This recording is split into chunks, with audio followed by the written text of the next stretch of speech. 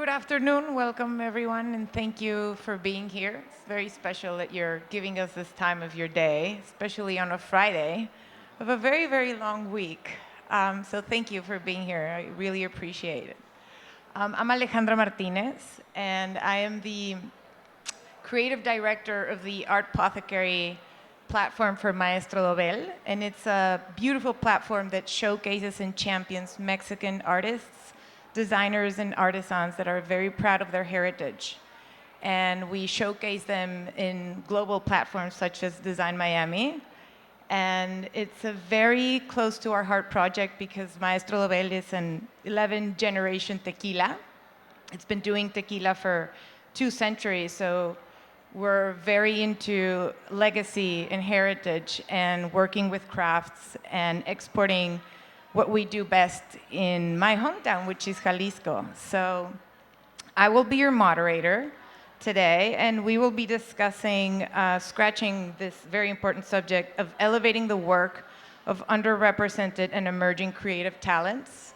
And I'm very happy to be here with my friend Patrick Charpenal. He's the director of el Museo del Barrio. Hola. And Jennifer Olshin, she is a partner in Friedman, Benda. Did I say that correctly? Because my Spanglish is the worst. Welcome, both of you. Thank you for being here. And we will start.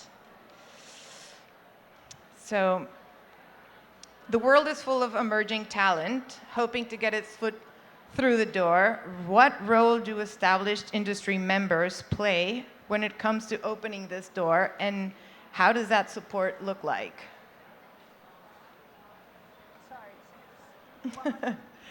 What, in the world of emerging creative artists, what role do the established industry members play when it comes to opening the door for these new members to come in?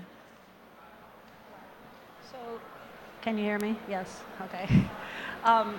Essentially, there's two types of influence or fostering from the older generation to the younger generation, and one is more of a silent voice, which is the artists that are no longer with us.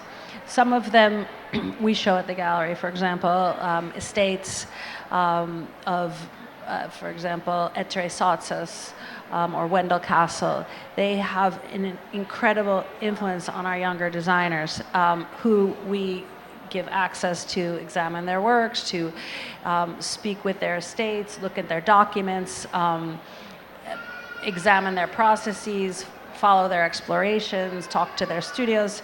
So that's a kind of more, it's the legacy that is still surrounds us, which we can give access to the younger generation. And then the second type are sort of maybe the elder statesmen that we work with now, or the statesmen and women that we work with now, who are mid-career or late career.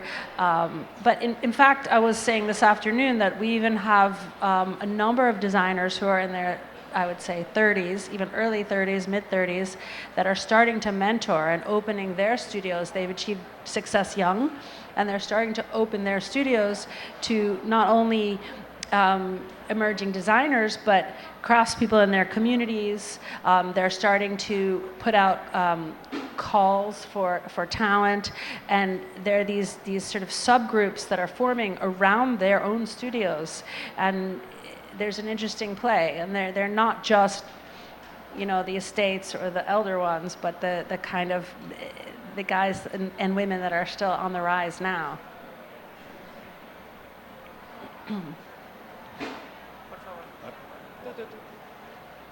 So I believe that the art world is dramatically changing now, not only because the way that the artists are producing is changing, not only because the language that artists are using is completely new and they're using new tools to produce their work, but mainly because we're diversifying culture. I think the young generation really deeply cares about cultural representation, and everyone is really trying to change the canon, the old Eurocentric canon, and the old colonial canon, that for decades and decades ruled the art system. So I think it's very exciting for the younger generation that they're really producing not only from not only using new tools and new mediums, but mainly because of the fact that their main concern is cultural representation, and they really care. I was fascinated because of that by the last documenta. They really care about the way that their identity is perceived, and I'm not only talking about race, but also about gender. So I think this is one of the reasons why we're living a very exciting moment. And the younger generations are precisely the ones who are changing this. And that's why it's very exciting. Recently, the definition of what a museum is changed.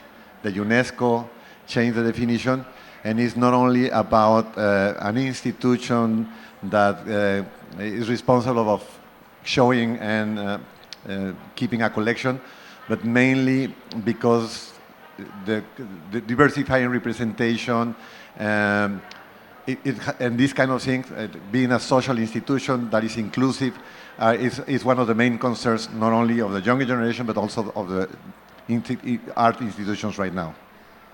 We were talking this morning about the role that social networking or social networks play in the younger generations and how they're so comfortable breaking all kinds of rules and really crossing the border between art and design and even fashion and even all these other kinds of crafts. Would you care to develop on that subject? What do you think about that? Well, I think one of the things that we have all faced in the last decades is that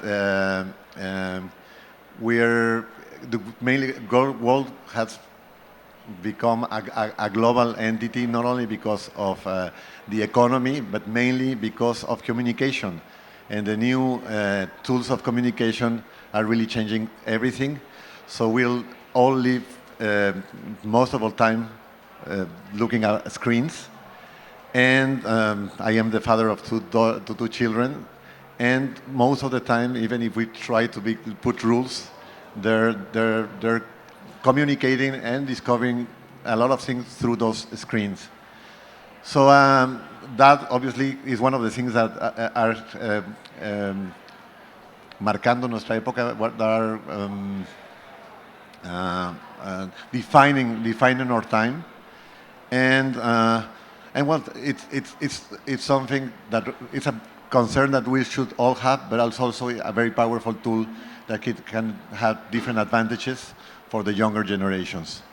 And in terms of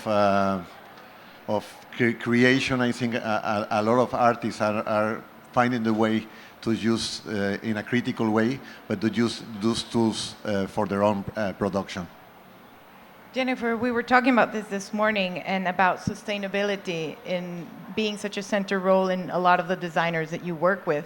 But first, I wanted to ask you personally, what made you cross yourself the border from a whole career in art and then coming into design? Well, so first of all, when I was in school, and I think still now, there was no discipline of studying in the undergraduate and at the college level. There was no discipline of studying design or decorative arts or anything like that. That was pretty much relegated to postgraduate study, which I did do. But so, you know, I'm sure everybody in this hall started their careers looking at art. And the first love was always art, painting, sculpture, photography. So the evolution happened really when I was working at the Metropolitan Museum of Art, and I wanted to be in the Greek and Roman department, and instead they put me in the European Sculpture and Decorative Arts department, which was everything except paintings. I was young, I took the job, and what I realized was that design, if you will, really told stories about the culture in a different way. And you could find it appealing or not find it appealing, but to kind of burrow in and learn almost archaeologically about what you're looking at. So what is the wood? Where does it come from? Why does it look like that? Why is it shaped like that? Who was sitting on it? What house did it start? You know, these were, it's almost anthropology. And that really, really captured me. And then I continued on that path. I mean, to sort of the earlier point that you were saying about how, you know, their artists go now across the bandwidth of tools, but also disciplines. So also it used to be you were a ceramicist, you were made glass, you were a painter, you were a sculptor. Now everything has sort of come together, and it's almost like an acceptance where you can be an artist and you can be very broad. You can be a performance artist and a painter at the same time, and it's kind of an amazing time because each of those things influence each other. So for me, there's never been any rigid categories. You know, I see, in our gallery, for example, I see a chair telling the same story as I might see a painting. It can be a political act. A chair can be a political act. It can be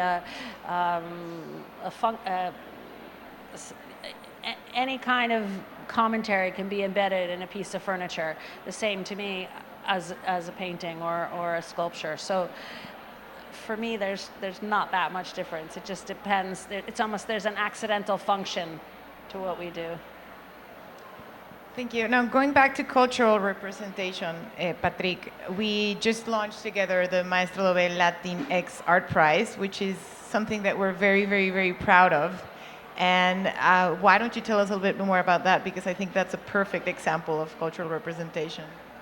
I think that it's really urgent that we create different platforms to give visibility to these communities that are very vibrant in the field of cultural production, but these communities that were for centuries invisibilized.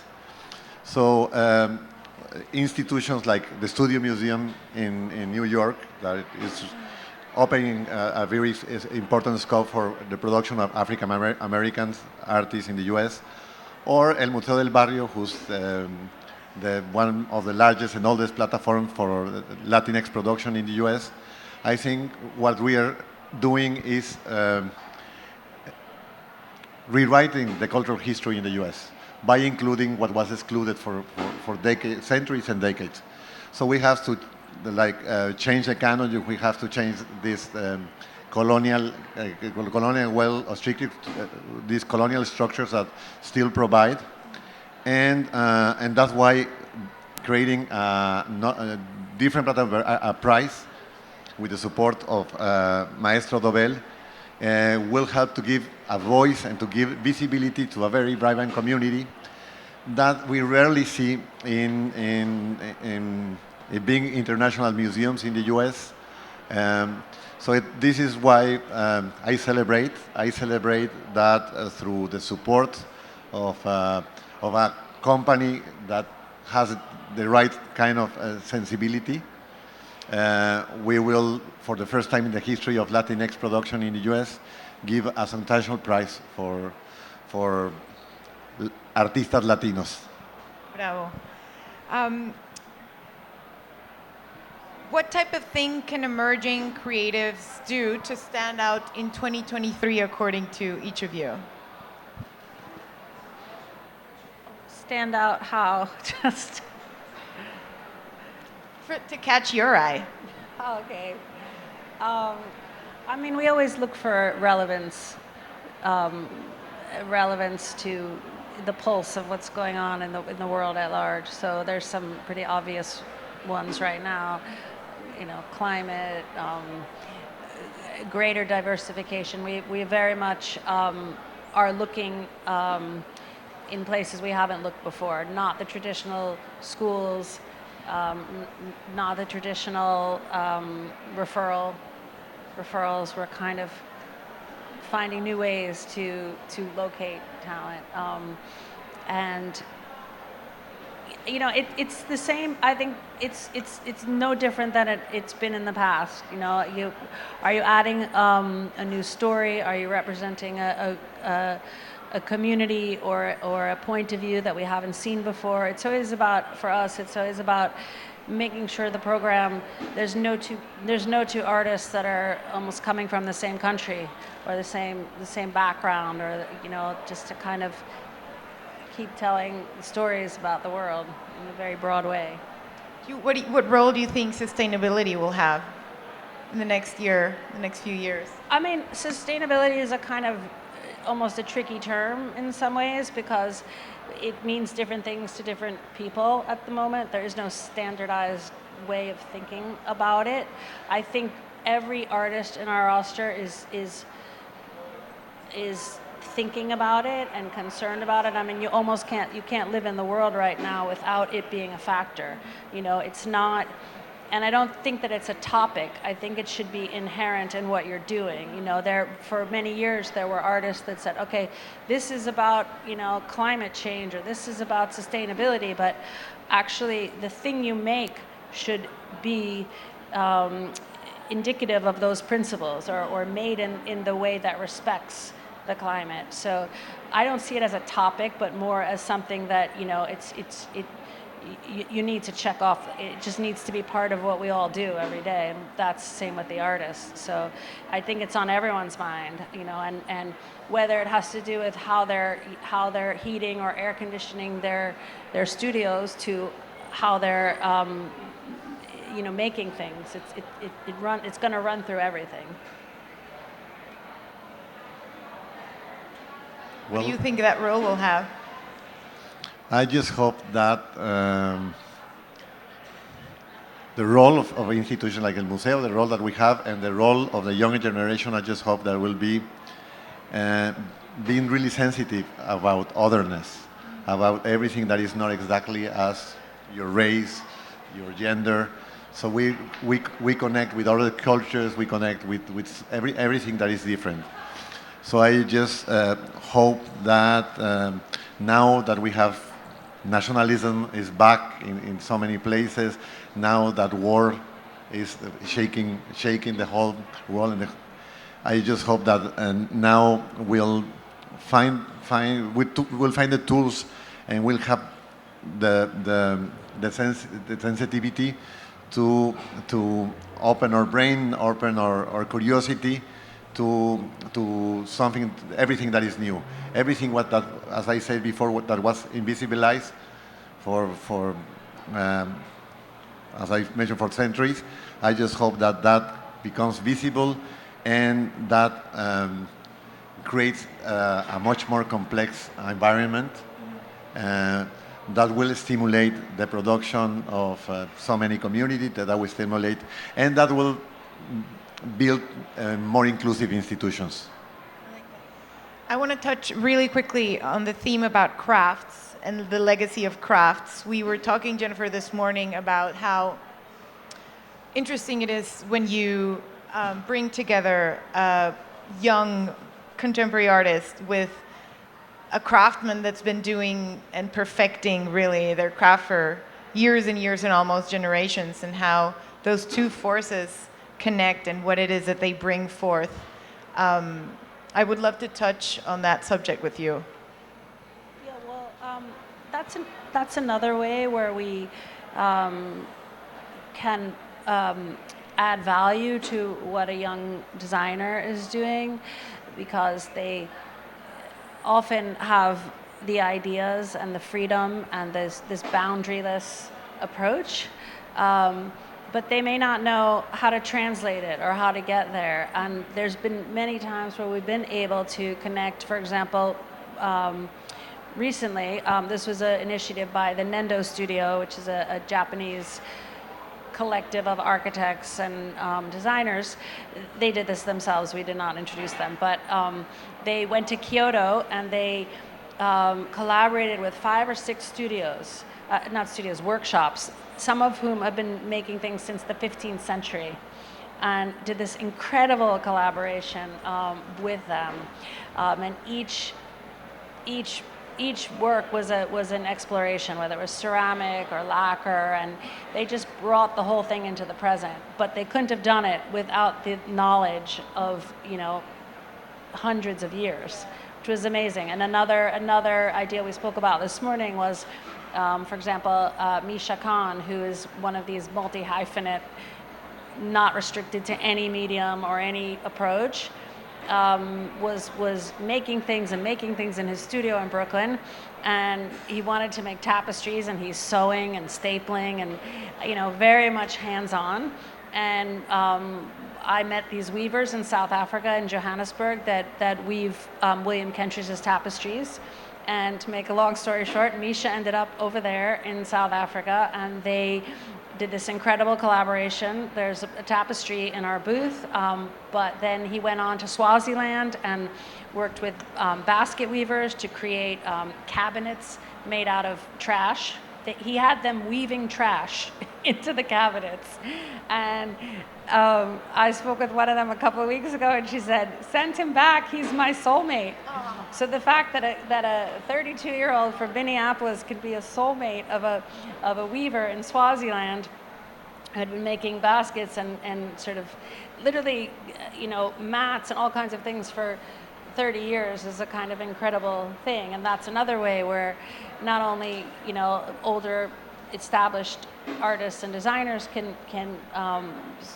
influence the younger ones, but these workshops and these bastions of knowledge for hundreds of years. And it's an incredible thing, because I think that the generations now are very respectful of that. They go seeking that, and they don't, just like there's no boundaries in terms of materiality and approaches. I think that it's almost like they're all the same age.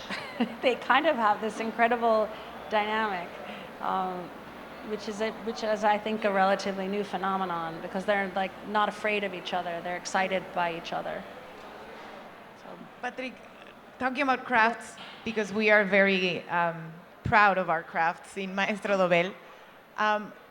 In Mexico, we're full of crafts, in a lot of Latin America, and El Museo del Barrio being an institution representing the artists from our lands, is this something that you help the artists when they have to produce certain kind of work for the museum? Do you bring them together with certain craftsmen? I believe that the model of we have to rethink about the models of museums that we traditionally have exist for a long time. I believe that a museum is not only an institution that collects and organizes exhibitions, but I think a museum should be also mainly modern and contemporary art museums should be institutions that create platforms for production. And so, sorry. Sorry. I'm fine. So, one of the things that we want to do, when we're trying to expand the footprint that El Museo del Barrio has on the building where we're located, and one of the things we want to do is precisely create different kind of ateliers, different kind of platforms to support artists in the process of producing different projects. It's not only about residencies, it's much more than that. It's really about like doing like a José Noel Suro workshop in the heart of the Museo del Barrio, really creating the different platforms that will help artists to develop very ambitious projects that we imply using different techniques and materials. And El Museo del Barrio not only will have a space that the artist can use to produce that piece, but it will have all the tools. And I believe that, I insist, a museum should not only be a center of research, exhibition, and a center that keeps and shows a collection, but production should be also a center concern for the future museums. So on that point, I remember sorry, you want to say something? I was going to say that a very important point that I just wanted to put out there was that, and this relates to sustainability, as well as designers seeking out workshops that maybe have fallen into less favor, but still capture all this knowledge and history is that designers really have a great, I wouldn't say responsibility necessarily, but they have a great power in their hands to set an example, because their objects go out into the world. And so whether they come with an essay attached or not, if an object appeals to you and it's compelling enough, you will start to learn about it. You will start to learn how it was made or why it was made, maybe the communities that made it. And I think that's an amazing thing, because not only does the older generation influence the younger generation, but the younger generation can help revive, crafts very much in terms of crafts. And we've done a couple of projects in Mexico lately, and we've seen it happen, And which is amazing. one of the things I find fascinating is when you combine traditional craft with technology. And just here in Art Basel, Miami Beach, you can see some booth where you have people are weaving, but using electrical cables, and it becomes a tool that produces something. So I love when traditional crafts is perfectly combined with not only with technology, but with the technology with the purpose of producing a tool, and making something that is productive in the sense of giving you information. So this is also something that is interesting to explore. We were talking about this morning about these like microcosmos that are generated in younger designers or artists that come from their own exploration in their own studios. Jennifer, you have this very particular case of a designer that crosses all kinds of borders and therefore very much employs new talent in either where it's the fashion industry or the design industry or the artist or the performing industry. Would a museum be interested in showcasing all that backstory of an artist and showcasing the work of all these people that collaborate with him or her? Well, that's precisely the role of a museum. The museum not only has to present, but has really to find a way to show all the complexity that is behind everything. So, of course, the role of a museum is precisely making the previous research that you need, educating through that research that you do, and obviously presenting the products that not only artists, but that scientists, everything that deals with human production should be an important concern of a cultural institution. Well, thank you. Do you have anything else you would like to share with us? Or anyone that has questions? No? No questions? Okay, well, thank you, everyone. One question. One question. Hi, my name is Gabriel, and my question is, as a creative, how do you find inspiration when you hit those walls where you don't know what to do? Like when you're trying to create something, but you cannot find a way to make these things just there, Like how do you go against that wall? I think there is often there is idea, but you have to find the materials, the tool. You have to get the tools. So it's obviously that changes from an artist to the other, from one human being to the other. But I believe that what is very important is if you want to materialize the idea, the inspiration, that is like you need obviously to explore. I think it's one of the when you're stuck, you have to explore, you have to experiment, but also you have to try to identify the materials and the tools that you need to get into the idea.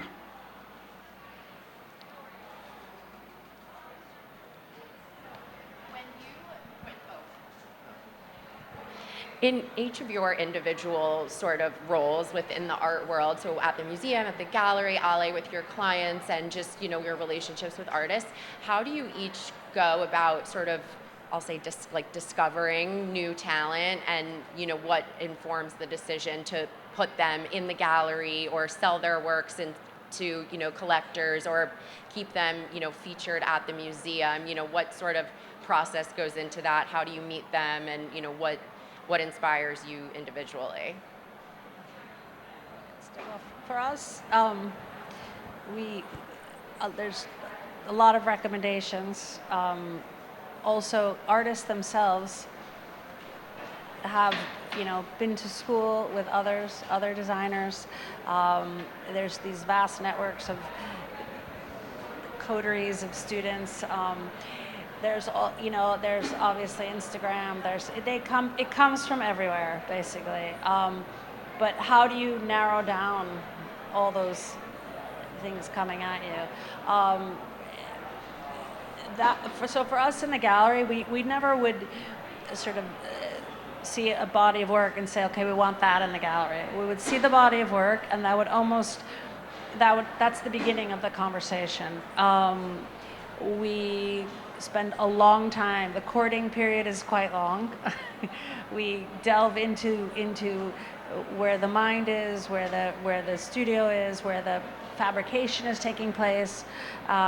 It's never a simple thing. Sometimes we take one piece and put it in the gallery as a litmus test in the viewing room, and people come and see other shows and they walk by and say, oh, what's that? But primarily it has to really translate an idea in a way that is compelling, and in a way that is convincing, and in a way that is communicating.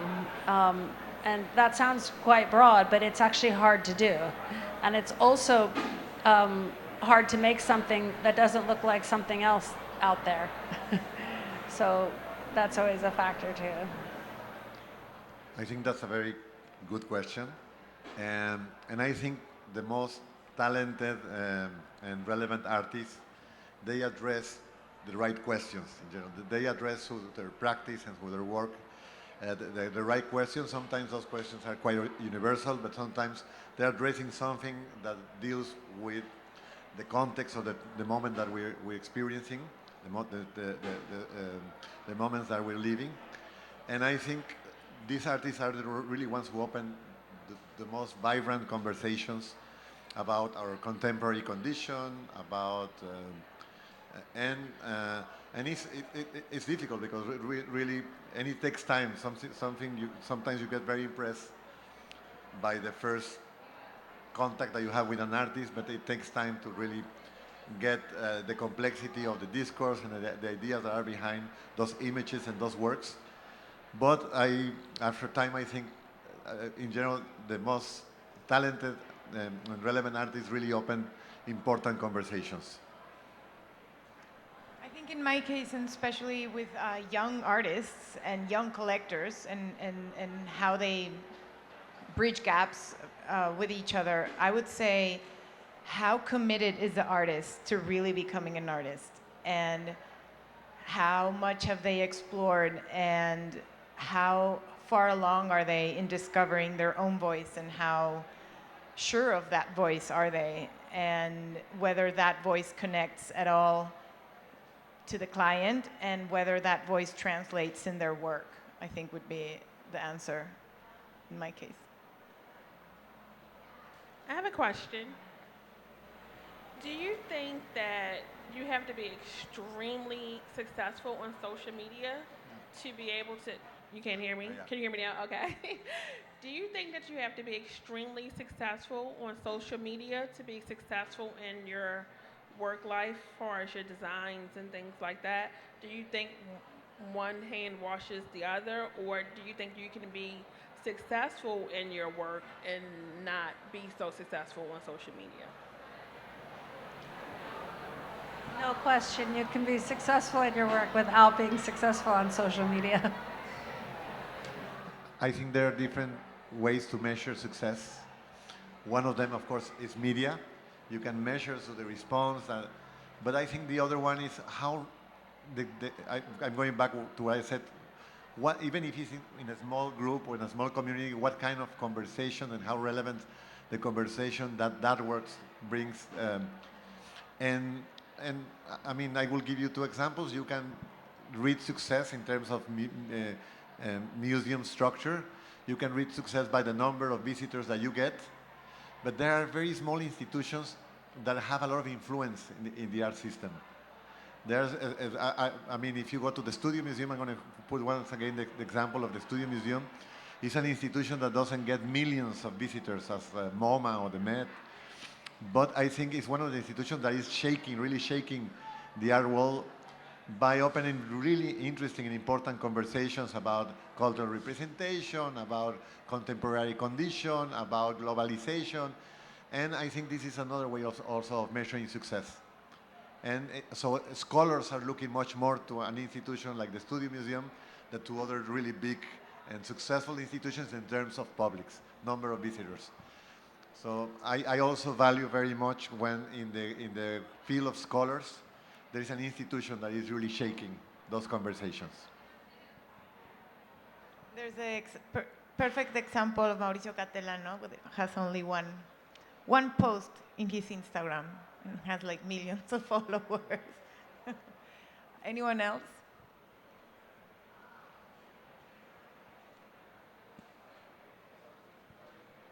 Okay, well, thank you, everyone. Thank you for being here. Please come by and have a drink with us in our booth.